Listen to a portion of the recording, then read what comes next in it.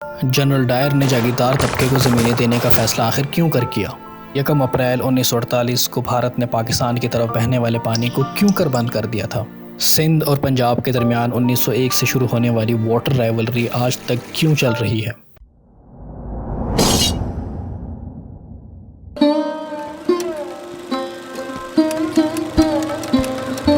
پہلا دور 1556 سے 1857 کے دوران دونوں صوبوں میں زرعی زمینوں کو سیراب کرنے کے لیے نہروں کا نظام قائم کیا جاتا ہے۔ اسی وقت میں پنجاب میں ایک چھوٹا سا نہری نظام اپر باری دواب میں بنایا گیا۔ یہ سب سے مشہور نہر شاہ نہر تھی جو مغل بادشاہ شاہ جہان کے دور میں کھودی جاتی ہے۔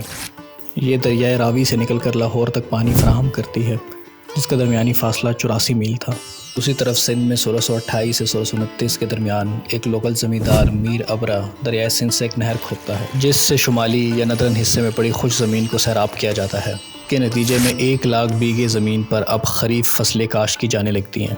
اپر سندھ میں ایک اور نہر جسے بیگاروا نہر کہا جاتا ہے، فورس لیبر کی مدد سے تعمیر کی جاتی ہے۔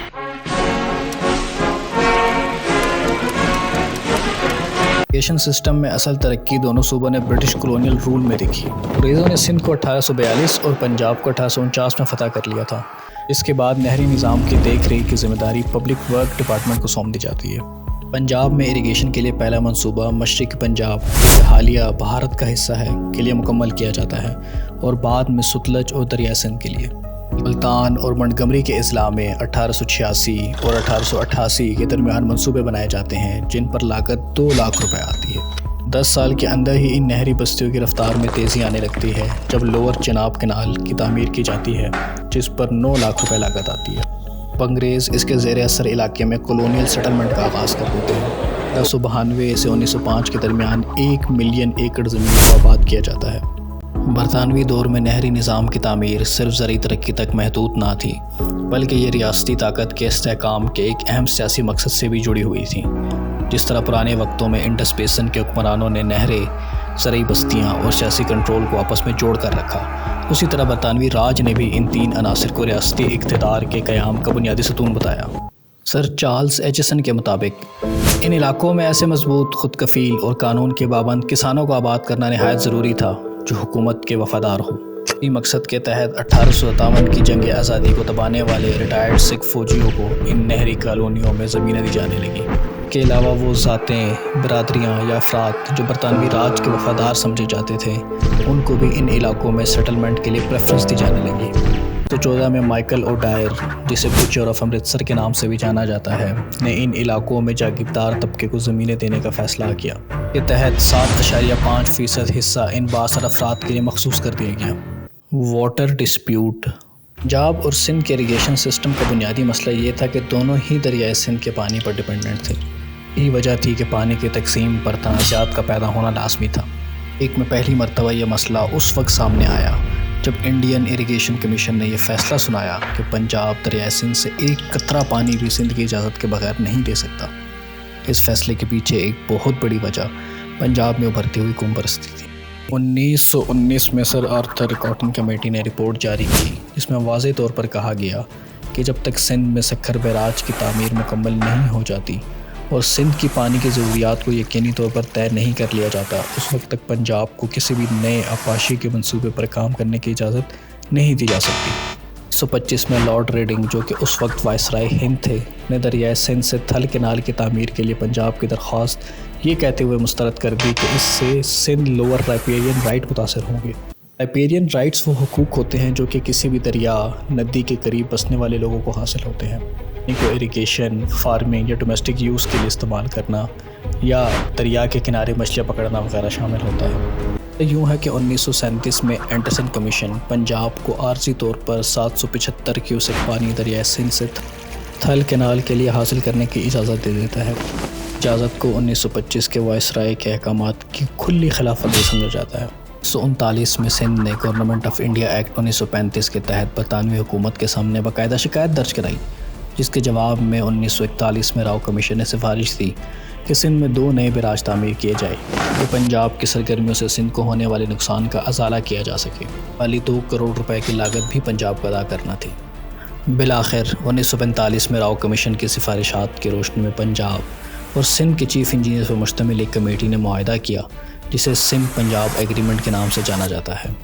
مقصد دونوں صوبوں کے درمیان پانی کے تنازعات کو مستقل طور پر حل کرنا تھا۔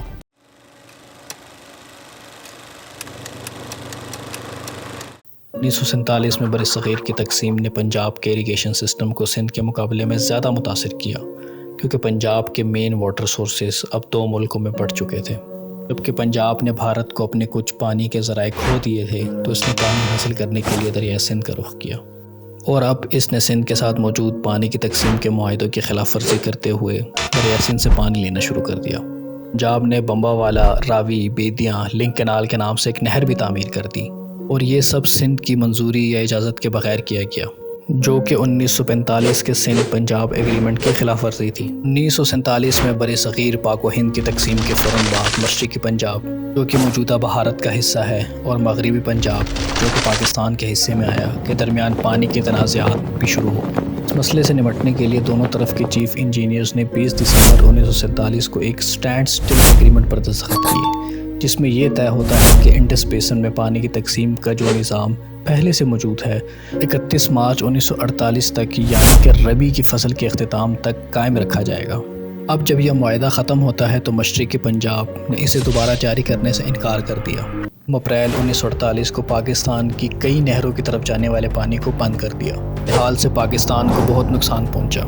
اگرچہ کئی لوگ جنگ کے حق میں تھے، لیکن پاکستانی حکومت نے لڑائی کی بجائے اس مسئلے کو بات چیت سے حل کرنے کا فیصلہ کیا۔ کئی دن تک بات چیت چلتی ہے، اور 4 مئی 1948 کو دونوں ممالک کے درمیان ایک معاہدہ طے پاتا ہے، جسے دہلی معاہدے کے نام سے جانا جاتا ہے۔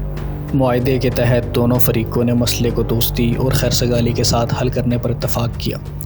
مشرقی پنجاب نے یقین دہانی کروائی کہ وہ اچانک پانی بند نہیں کرے گا، اور مغربی پنجاب کو متبادل ذرائع تیار کرنے کے لیے کافی وقت دیا جائے گا۔ یہ عارضی بندوبست جاری رہا یہاں تک کہ 1960 میں ورلڈ بینک کی ثالثی میں انڈس واٹر ٹریٹی پر دستخط ہو جاتے ہیں۔ انڈس واٹر ٹریٹی کے تحت پاکستان کو انڈس ریور سسٹم کا 80% پانی دیا جائے گا، بھارت کو 20% پانی اور مکمل حقوق دیے گئے راوی، بیاس اور ستلج دریاؤں پر۔ پاکستان کو مکمل کنٹرول دیا گیا دریائے سندھ، جہلم اور چناب پر۔ بھارت کو اجازت دی گئی کہ وہ جموں و کشمیر میں 13.4 لاکھ ایکڑ زمین کو سیراب کرے۔ سندھ کی طرف سے کچھ شکایات بھی کی گئیں۔ ڈاکٹر صالح قریشی، جو کہ ایک سندھی تھے، ابتدا میں پاکستان کی مذاکراتی ٹیم کا حصہ تھے، مگر 1955 میں 1 یونٹ نظام نافذ ہونے کے بعد سنجیدہ مذاکرات شروع ہونے سے پہلے ہی انہیں ہٹا دیا گیا۔ بہت سے لوگ یہ سمجھتے ہیں کہ یہ قدم پنجاب کو پانی پر زیادہ کنٹرول دینے کے لیے اٹھایا گیا تھا۔ اسی معاہدے کے تحت پاکستان کو مختلف ممالک بشمول بھارت اور ورلڈ بینک سے مالی امداد بھی ملی، تاکہ وہ اپنے حصے کے پانی کو استعمال کرنے کے لیے ڈیم، نہریں اور دیگر ڈھانچے بھی تعمیر کر سکیں۔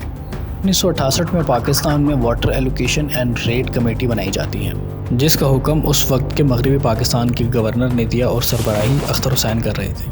اس کمیٹی کا مقصد تھا کہ بیراجوں سے پانی کی تقسیم کا جائزہ لینا، ریزروائر سے پانی کے اخراج کے نظام کو دیکھنا، سطحی پانی کے مقابلے میں زیر زمین پانی کے استعمال کا جائزہ لینا۔ یہ کمیٹی جولائی 1970 میں اپنی رپورٹ پیش کرتی ہے، لیکن حکومت اس پر کوئی عمل نہیں کرتی۔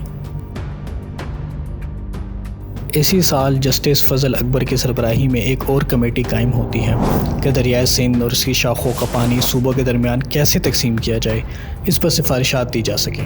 کمیٹی نے 1971 میں اپنی رپورٹ پیش کی۔ اسی دوران حکومت نے چشمہ بیراج اور بعد میں تربیلا ڈیم سے پانی کی عارضی تقسیم کا حکم دیا۔ فضل اکبر کمیٹی کی سفارشات پر بھی کوئی فیصلہ نہیں لیا جاتا، اور پانی کی تقسیم حکومت کے عارضی احکامات کی بنیاد پر ہی جاری رہی۔ 1977 میں حکومت پاکستان نے پانی کی تقسیم کے مسئلے کا جائزہ لینے کے لیے ایک اور کمیشن قائم کیا، جس میں تمام صوبوں کے ہائی کورٹس کے چیف جسٹس صاحبان شامل تھے، اور اس کی سربراہی چیف جسٹس آف پاکستان کر رہے تھے۔ بعد ازاں جسٹس حلیم کمیشن بھی اس مسئلے کو دیکھنے کے لیے قائم کیا گیا۔ تاہم یہ تمام کمیشن اور کمیٹیاں پنجاب اور سندھ کے درمیان پانی کے تنازعات کا کوئی مستقل حل تلاش کرنے میں ناکام رہیں۔ وزیر اعظم نواز شریف کی قیادت میں حکومت نے انڈس کے پانی کی تقسیم سے متعلق تنازعات کو حل کرنے کے لیے انڈس واٹر ایکارڈ پر دستخط کو ممکن بنایا۔ 16 مارچ 1991 کو کراچی میں تمام صوبوں کے وزرائے اعلیٰ کے اجلاس میں اس پر دستخط ہوئے۔ اس معاہدے کو 21 مارچ 1991 کو کونسل آف کامن انٹرسٹ نے باضابطہ طور پر منظور کر لیا۔ اس کے تحت انڈس ریور سسٹم اتھارٹی کے نام سے ایک نیا ادارہ قائم کیا گیا جس کا ہیڈ کوارٹر لاہور میں رکھا گیا۔ اس ادارے کا کام انڈس کے پانی کی صوبوں کے درمیان تقسیم کی نگرانی کرنا تھا۔ پانی ذخیرہ کرنے کی بنیادی سہولیات ترپیلا، منگلا اور چشمہ کے ڈیمز ہوں گے اور اس کی تقسیم کو سینٹرلی مینیج کیا جائے۔ کل تخمینہ 114.35 ملین ایکڑ فٹ لگائے جس میں پنجاب کو 55، سندھ کو 48، بلوچستان کو 3 اور خیبر پختونخوا کو 5 ملین ایکڑ فٹ پانی دیا جانا تھا۔ اضافی پانی اور شارٹیج کے لیے بھی اصول طے کیے گئے، تاہم سمندر میں خارج ہونے والے پانی کی مقدار کے بارے میں کوئی حتمی فیصلہ نہیں کیا گیا۔ عارضی طور پر 10 ملین ایکڑ فٹ پانی سمندر میں چھوڑنے کا فیصلہ کیا گیا۔ 1994 میں یہ معاہدہ بھی تنازع کا شکار ہو گیا جب سندھ نے الزام لگایا کہ پنجاب معاہدے کے تحت طے شدہ مقدار میں پانی جاری نہیں کر۔ دوسری طرف سندھ پر بھی الزام لگایا گیا کہ وہ بلوچستان کو پانی فراہم نہیں کر رہا۔ یہ الزام بھی عائد کیا گیا کہ پنجاب کھلم کھلا وابڈا، ارسا اور وفاقی و پنجاب حکومتوں کی ملی بھگت سے اس یک طرفہ معاہدے کی بھی خلاف ورزی کرتا رہا ہے۔ سندھ کے حصے کا پانی کسی نہ کسی بہانے سے بے دریغ طور پر پنجاب کی طرف موڑا جا رہا ہے۔ کے بعد ministry of water and power اور وابڈا نے معاہدے کے بجائے تاریخی استعمال کی بنیاد پر پانی کی تقسیم کی پالیسی اختیار کر لی۔ 1998 میں اس وقت کے وزیر اعظم کی جانب سے انڈس دریا پر کالا باغ ڈیم بنانے کے متنازع منصوبے کے اعلان کے بعد، جس کی خیبر پختونخوا اور سندھ نے کھلی مخالفت کی، ارسا کو تحلیل کر دیا گیا۔ کو 1999 میں دوبارہ فعال کیا گیا، لیکن اب یہ ministry of water and power کے ایک ماتحت ادارے کی حیثیت سے کام کر رہا ہے جس کا ہیڈ کوارٹر اسلام آباد میں ہے۔ 2001 اور 2002 میں پاکستان کو شدید خشک سالی کا سامنا تھا۔ پانی کی شدید قلت پیدا ہو جاتی ہے اور اس کی صوبوں کے درمیان منصفانہ تقسیم کے لیے اب فوری فیصلے درکار تھے۔ کے درمیان پانی کے منصفانہ تقسیم کے لیے قائم ادارہ ارسا تمام صوبوں کو کسی متفقہ فارمولے پر راضی کرنے میں ناکام ہو جاتا ہے۔ سندھ میں عوامی مظاہرے شروع ہوئے کیونکہ وہاں یہ احساس پایا جاتا تھا کہ صوبے کو اس کا جائز پانی کا حصہ نہیں دیا جا رہا۔ ان مظاہروں کے دباؤ کے تحت اس وقت کے صدر، جو چیف ایگزیکٹو بھی تھے، نے ارسا کے فیصلوں کو مسترد کرتے ہوئے خود مداخلت کی۔